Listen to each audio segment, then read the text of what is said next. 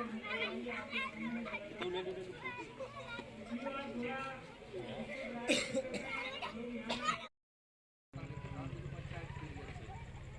लोगों को बाली दिखा के बाली में कितने दाने निकल रहे हैं, कितने कल्ले हैं, क्या उसके दाने का साइज है।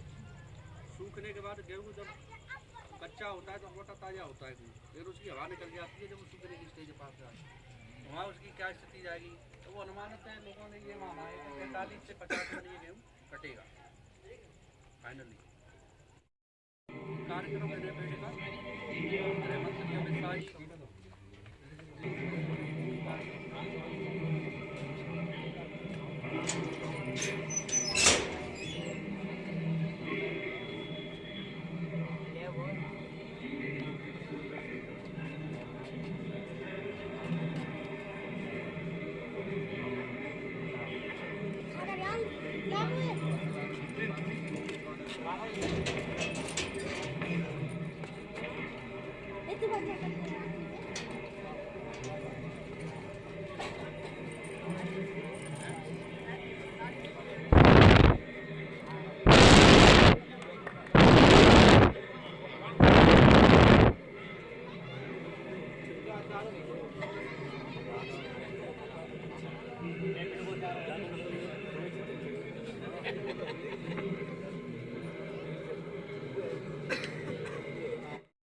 ज्यादातर जो युवा वर्ग बैठा है हमारा।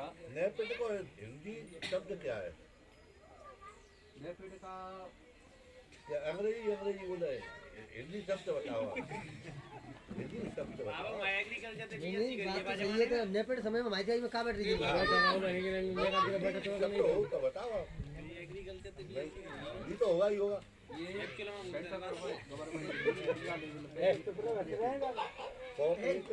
जैसे कपू है, क्रपू है, अच्छा, ऐसे ही नेपिड है। राष्ट्रीय लेवल की सहकारिता की समिति, राष्ट्रीय लेवल, इंडिया लेवल की।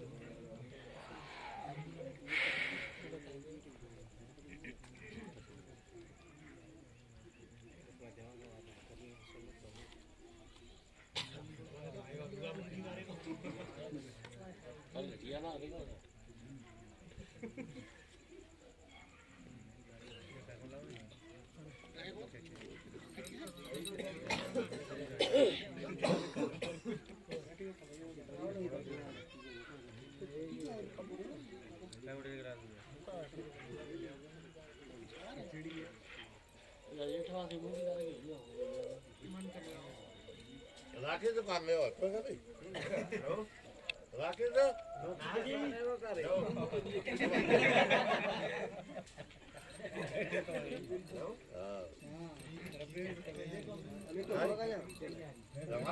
बता रहे पीछे पीछे तो ना कदर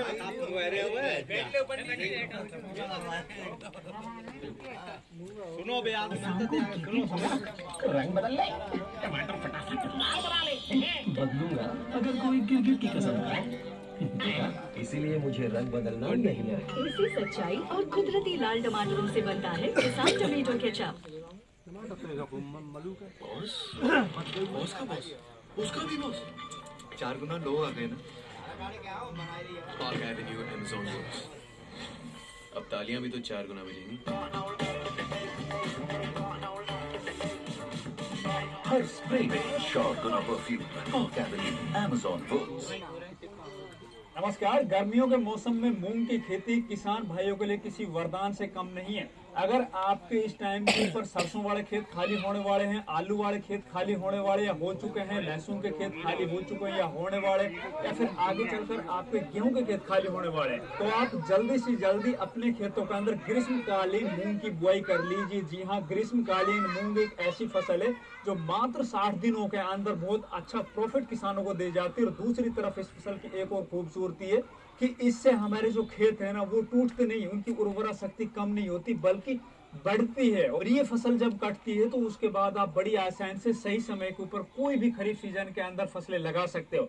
तो भैया आज इस वीडियो के अंदर अपन बात करेंगे ग्रीष्मकालीन मूंग की बुआई हमें कब करनी चाहिए, किस मिट्टी में करनी चाहिए।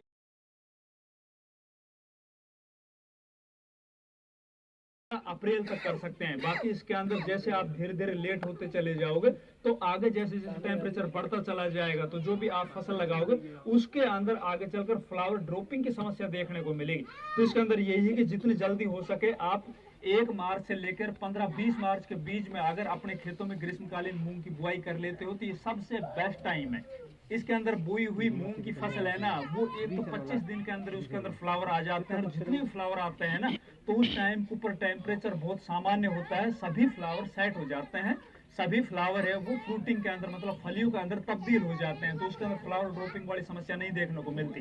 फिर बात आती है किस मिट्टी के अंदर ये फसल है ना वो सबसे ज्यादा अच्छी होती है। तो भैया किसी भी तरह की आपके खेत के अंदर मिट्टी हो, चाहे वो हरी चिकनी काली मिट्टी हो या फिर आपकी दोमट मिट्टी हो, चाहे आपकी रेतीली भुरभुरी मिट्टी हो, चाहे जैसी भी आपकी मिट्टी हो, उन सभी मिट्टियों के अंदर ग्रीष्मकालीन मूंग की बुआई कर सकते हैं। बस बुआई करने से पहले आपको यह जरूर ध्यान रखना है कि भैया खेत के अंदर अच्छी उर्वरा शक्ति होनी चाहिए। किसी भी फसल की सफलता के पीछे सबसे बड़ा योगदान होता है खेत की उर्वरा की, कि आपके खेत के अंदर कितना कार्बनिक मैटर है, या फिर आप जब खेत के अंदर उस फसल की बुआई करने जा रहे हो तो उस टाइम के ऊपर आप किस तरह से बेसल डोज डाल रहे हो, मतलब जो आप फसल की बुआई कर रहे हो ना उस फसल की क्या नीड है, क्या आवश्यकता है। वो ज्यादा फॉस्फोरस चाहती है, ज्यादा वो पोटेशियम चाहती है, ज्यादा नाइट्रोजन चाहती है, या फिर वो ज्यादा सल्फर चाहती है, मैग्नीशियम कैल्शियम चाहती है। इस तरह के जो भी पोषक तत्व होते हैं ना वो अलग अलग फसलों की अलग अलग नीड होती है। तो वो अगर आप टाइम के ऊपर बेसल डोज के अंदर दे देते हो तो आपकी फसल अच्छा उत्पादन तो देगी, साथ ही बीमारी से लड़ने की उनके अंदर अच्छी क्षमता हो जाएगी, ताकत हो जाएगी। इससे अगली बात आती है फिर भैया खेत की तैयारी किस तरह से करें। ये बहुत इंपॉर्टेंट टॉपिक है। जो भी आपने अपने खेतों के अंदर इस टाइम के ऊपर फसल लगा